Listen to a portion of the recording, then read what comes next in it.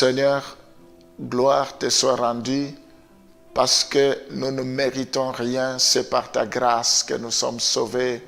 C'est par ta grâce que tu nous tends la main. C'est toi qui nous as choisis les premiers. Ce n'est pas nous qui t'avons choisi.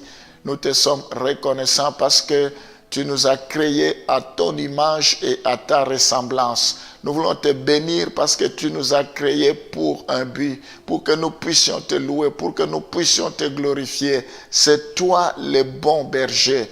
Seigneur, tous ceux qui demeurent sous ton abri reposent à l'ombre du Tout-Puissant. Nous voulons te glorifier parce qu'en toi nous sommes en sécurité. Merci parce que tu nous aimes. Chaque matin, tu renouvelles tes bontés dans nos vies.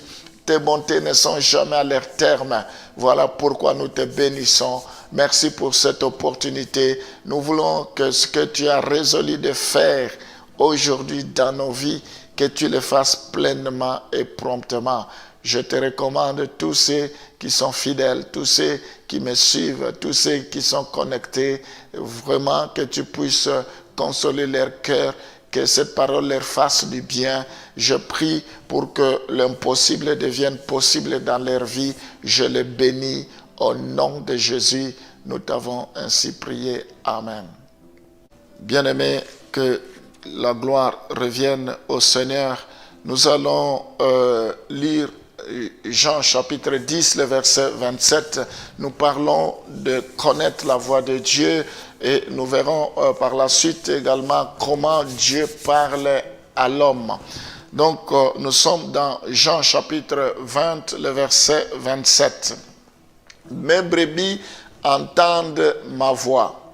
Je les connais et elles me suivent.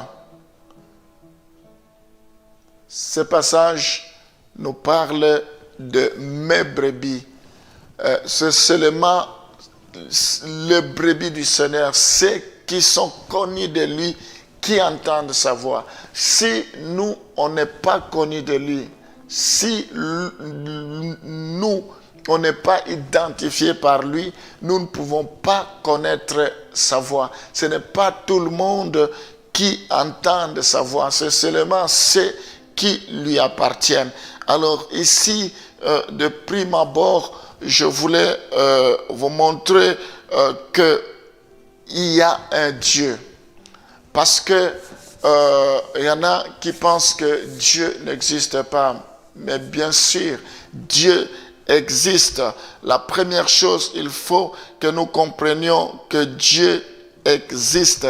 Et c'est sur base de cette vérité que nous pouvons croire que Dieu est capable de parler. Dieu peut se révéler à l'homme.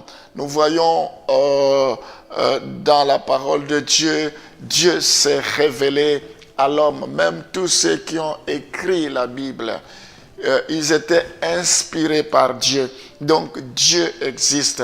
Ce matin, j'aimerais te rappeler que ton Dieu est vivant. Il est mort, il est ressuscité. Job dit, je sais que mon Rédempteur s'élèvera le dernier. Il y a un Dieu qui existe, il y a un Dieu qui a créé toutes choses, il y a un Dieu qui appelle à l'existence ce qui n'existe pas comme s'ils existaient. Et ce Dieu-là veut te parler, ce Dieu-là veut impacter ta vie, ce Dieu-là veut te donner la paix, il veut te donner la joie, ce Dieu-là veut déverser l'amour dans ta vie, ce Dieu-là veut restaurer ta vie, il veut régénérer ta vie, ce Dieu-là veut que tu puisses entendre sa voix. Gloire au Seigneur. Donc, non seulement Dieu existe, mais nous voyons dans ces passages, mes brebis entendent ma voix, je le connais et elles me suivent. Non seulement il y a un Dieu qui existe selon ces passages, mais nous voyons également que ce Dieu-là communique avec l'homme. Gloire au Seigneur. Déjà, dès le commencement, quand Dieu avait créé Adam et Ève, la Bible dit, chaque soir, il venait les visiter. Dieu communiquait avec lui. Quel est ce Père qui peut avoir des enfants et ne communique pas avec eux. Ce n'est pas le cas pour notre Dieu. Il aime communiquer. Mes brebis entendent ma voix. Je les connais et elles me suivent. Parce qu'il veut communiquer. Mes brebis entendent ma voix. Je les connais. Donc, il veut communiquer avec eux. J'aimerais te dire que Dieu veut communiquer avec toi. Dieu veut dialoguer avec toi. Dieu ne fait acception de personne. Il dit, invoque-moi et je te répondrai. Il n'est pas semblable au Dieu de Baal. Il n'est pas semblable aux idoles, aux statuettes qui n'ont aucun pouvoir de répondre. Mais notre Dieu, il est vivant, il parle, il peut répondre à tes prières, il peut changer ta situation, il peut arrêter la tempête dans ta vie, il peut arrêter les torrents dans ta vie, il peut t'amener dans les eaux profondes. Donc, c'est un Dieu qui communique à l'homme. Nous voyons toujours dans ce passage que nous avons lu qui dit, Jean 10, 27, « Mes brebis entendent ma voix, je les connais et elles me suivent. » Ce que nous pouvons comprendre, que dans ce passage, l'homme peut reconnaître sa voix quand il parle. Il y a une possibilité. Mes brebis entendent ma voix, je les connais, elles me suivent. Donc, il y a une possibilité à l'homme de reconnaître sa voix, de reconnaître la voix de Dieu. Donc, c'est possible que tu puisses reconnaître la voix de Dieu. C'est possible que tu puisses entendre la voix de Dieu. C'est possible que tu puisses identifier la voix de Dieu. Parce que ici, la Bible dit, mes brebis entendent ma voix. C'est-à-dire, on peut entendre plusieurs voix, mais on peut savoir que si ce que nous entendons, la voix que nous entendons, c'est la voix de Dieu ou pas. Donc, c'est une bonne chose, mes bien-aimés, d'écouter Dieu. Parce que au temps de Élie, quand Dieu ne parlait plus, c'était le désordre total. Les gens allaient dans tous les sens. Mais il faut entendre la voix de Dieu pour que nous savions sur quel chemin, pour que nous sachions quel chemin plutôt emprunter. Alors, nous continuons.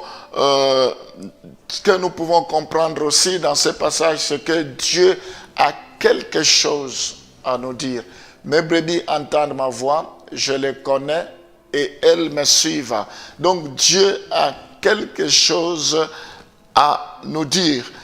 Toi qui m'écoutes, Dieu a toujours quelque chose à te dire par rapport à ta vie, par rapport à tes problèmes, tes difficultés, par rapport à tout ce que tu peux rencontrer comme obstacle, par rapport à tes interrogations.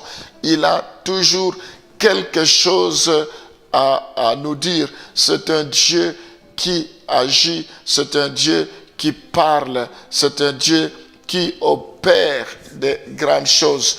Seigneur, tu es un Dieu d'aujourd'hui, tu t'appelles Je suis, tu es présent.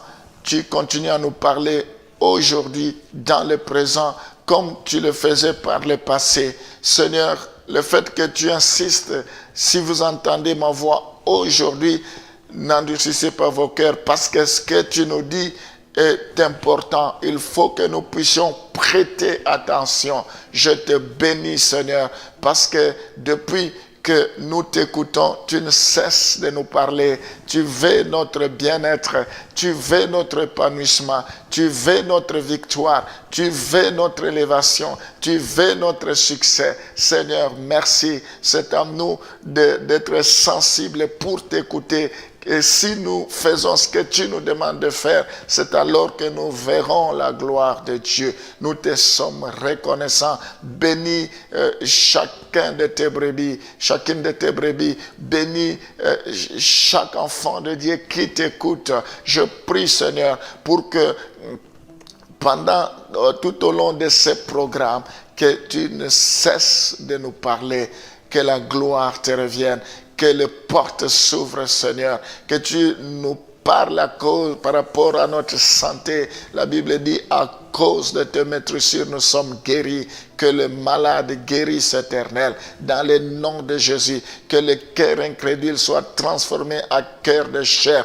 Tu dis, revenez à moi et je reviendrai à vous. Je prie pour que tous ceux qui sont éloignés de toi puissent revenir à toi. Que ceux qui vivent dans le péché, tu leur parles d'abandonner le péché, de se repentir, car le royaume des cieux est proche. Seigneur, je prie pour que cette parole puisse avoir du répondant, puisse avoir de l'écho dans la vie de chacun de tes enfants. Je bénis leur journée, je bénis tout ce qu'ils entreprendront parce qu'ils écoutent cette parole, que tu leur sois favorable. Au nom de Jésus, nous t'avons ainsi prié. Amen.